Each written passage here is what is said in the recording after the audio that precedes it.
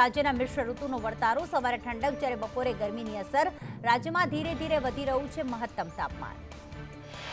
અનેક વિસ્તારોમાં ગરમીનો પારો ઉચકાયો. મહત્તમ તાપમાન 27 થી 30 સુધી રહે તેવી શક્યતા. મિશ્ર ઋતુની અસર 5 દિવસ રહેવાનું અનુમાન.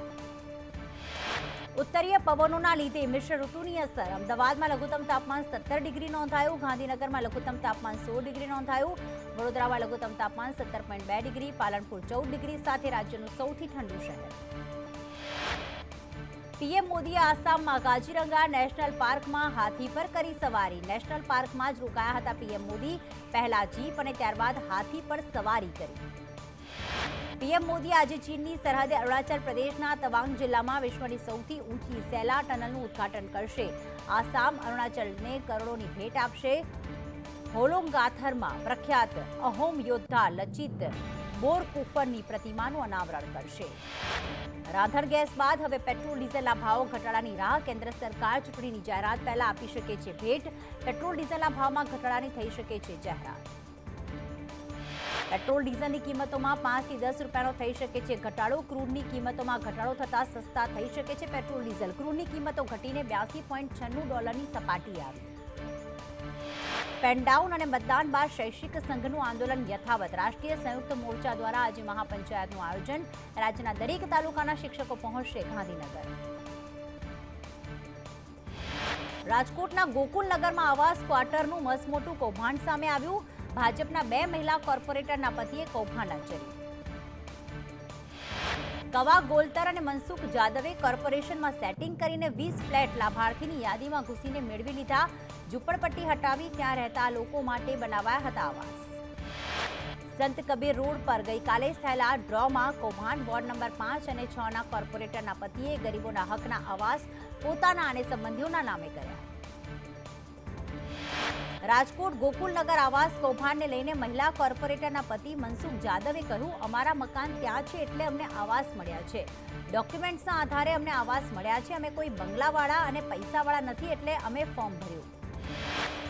પહેલીવાર 3 લેયર સિક્યુરિટી સાથે લેવાશે બોર્ડ પરીક્ષા. ડીઈઓ સ્ટ્રોંગ રૂમની કરશે ઓચિંતી મુલાકાત.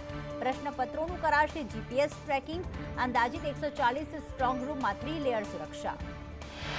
જૂનાગઢમાં શિવરાત્રીનો મેળો પૂર્ણ. 11 લાખ શ્રદ્ધાળુઓએ લીધો મેળાનો લાભ. મહાઆરતી બાદ સાધુ સંતોનું શાહી સ્નાન. મેળો પૂર્ણ થતાં શ્રદ્ધાળુઓ ઘર તરફ રવાના. સુરતમાં શિવરાત્રીને લઈને દૂધનું વેચાણ વધ્યું. ભોળાનાથને રીઝવવા 19,50,000 લીટર દૂધનું વેચાણ. સુમુલ ડેરીનું 3.70 લાખ લીટરથી વધુ દૂધ વેચાયું. જૂનાગઢમાં ભારે પવનના કારણે ગિરનાર રોપવે સેવા બંધ. જૂનાગઢમાં 54 કિલોમીટર પવનની ગતિ. ઓનલાઈન બુકિંગ પણ કરાયું બંધ. હવામાન અનુકૂળ થતાં ફરી કરાશે શરૂ રોપવે. શિકારની શોધમાં સિંહની રહેણાંક વિસ્તારમાં લટાર. રાજુલાના કોવાયા ગામમાં દેખાયો સિંહ. સિંહની લટારનો વિડીયો મોબાઈલમાં કેદ. સુરેન્દ્રનગરમાં ગેસ ગળતરમાં 2 લોકોના મોત, 2 ગંભીર. સાયલાના ચોરવીરા ગામે ગેરકાયદેસર ખાણમાં ગેસ ગળતર. પાલનપુરમાં આંગળિયા પેઢી સાથે છેતરપિંડી. સોની વેપારીએ 22 લાખથી વધુના દાગીનાના પૈસા ન ચૂકવી આચરી છેતરપિંડી. હેમંત સોની પૈસા ન ચૂકવી ફરાર થયો. આંગળિયા પેઢીના મેનેજરે ફરિયાદ નોંધાવી. વડોદરામાં કુખ્યાત બુટલેગર કુણાલ કહારની ધરપકડ. જવાહરનગર પોલીસ મથકની હદમાં મોનિટરિંગ સેલની રેડમાં કુણાલ કહાર ઝડપાયો. 32 લાખના મુદ્દામાલની ધરપકડ કરવામાં આવી. રાહુલ ગાંધીની ન્યાય યાત્રાનો ગુજરાતમાં 3જો દિવસ. યાત્રા છોટાઉદેપુર, ભરૂચ અને સુરત જિલ્લામાંથી પસાર થશે. અંકલેશ્વર, ચોકડી, કેવડિયા અને નર્મદામાં યાત્રાનું આયોજન. ત્યારે સંતોષ ચોકડી, રાજપીપળાથી પદયાત્રાનું આયોજન. બપોરે ચૈતર વસાવા યાત્રાનું સ્વાગત કરશે. જંખવાવ, માંગરોળ અને સુરતમાં યાત્રાનું સ્વાગત કરવામાં આવશે. 17 માર્ચથી હોળાષ્ટક શરૂ થતા પહેલા 14 માર્ચ બાદ ગમે ત્યારે જાહેર થઈ શકે છે ચૂંટણી. વડાપ્રધાન મોદી 523 લોકસભા વિસ્તારના લાભાર્થીઓને કરશે વર્ચ્યુઅલ સંબોધન. તો ભરૂચ બેઠક લોકસભા ચૂંટણી ચર્ચામાં મોખરે. ભરૂચમાં કોંગ્રેસ કાર્યકર્તાઓમાં આંતરિક વિખવાદ. જંબુસરના કાર્યકર્તાઓ ચૈતર વસાવાના પ્રચારમાં સામેલ.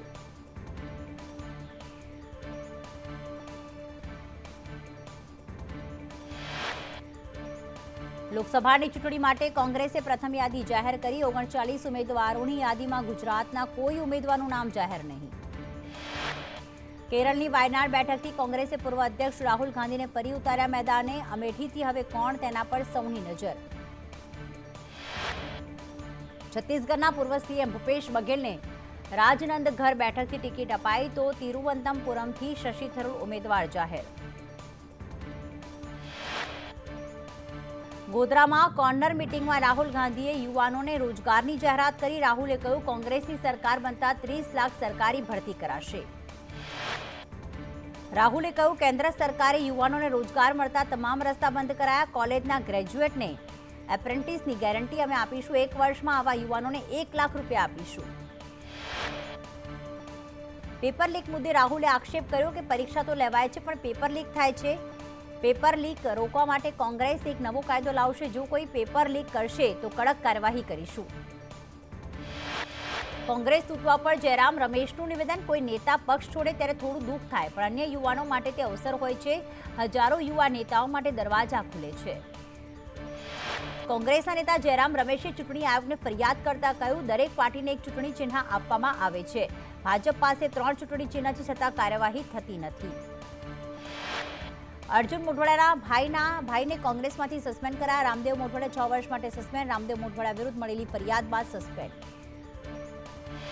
કોંગ્રેસે કહ્યું કે રામદેવ મોઢવાડિયા વિરુદ્ધ મળેલી ફરિયાદના કારણે સસ્પેન્ડ કરાયા. રામદેવ મોઢવાડિયા પર પક્ષ વિરોધી પ્રવૃત્તિનો આક્ષેપ છે. લોકસભા ચૂંટણી માટે કોંગ્રેસ બનાસકાંઠા પાટણમાં ઠાકોર ઉમેદવાર ઉતારી શકે. પાટણ માટે ચંદનજી ઠાકોરના નામની ચર્ચા, જ્યારે સાબરકાંઠામાં કોંગ્રેસ તુષાર ચૌધરીને ઉતારી શકે છે. અમિત શાહ સામે કોંગ્રેસ શાહનવાઝ શેખને આપી શકે ટિકિટ. બનાસકાંઠાથી જ્ઞાનીબેન ઠાકોરનું નામ ચર્ચામાં. વલસાડથી અનંત પટેલનું નામ પણ ચર્ચાઈ રહ્યું છે. તો લોકસભા ચૂંટણીની બીજી યાદી માટે ભાજપનું મંથન. વડાપ્રધાનની ઉપસ્થિતિમાં રવિવારે મળશે ભાજપની કેન્દ્રીય ચૂંટણી સમિતિની બેઠક. બીજી યાદીમાં 150 જેટલા નામોની થઈ શકે જાહેરાત. દિલ્હી કમલમમાં ભાજપની કોર કમિટી 2 દિવસીય બેઠક સંપન્ન. બેઠકમાં ચર્ચેલા નામો પર સીઈસી મારશે મહોર. રાજસ્થાન, હિમાચલ, હરિયાણાની બેઠકો પર નામ થશે જાહેર. ભાજપ ગુજરાતના 11 નામ સહિત 8 રાજ્યોની 150થી વધુ બેઠકોના નામ કરી શકે જાહેર. 10 માર્ચે બીજી યાદી જાહેર થઈ શકે. ગુજરાતની બાકી બેઠકો માટે ભાજપમાં 11 લોકસભા ક્ષેત્રોમાં સૌના જીવ અદ્ધર. ચોંકાવનારા નામો જાહેર થશે. રવિવારે દિલ્હી પાર્લામેન્ટરી બોર્ડની બેઠક. ગુજરાત ભાજપમાં બાકી રહેલા 5 મહિલા સાંસદોની ટિકિટ કપાઈ તેવી શક્યતા. 11 લોકસભા બેઠકો પર ભાજપ નવા ચહેરા ચૂંટણીમાં ઉતારી શકે.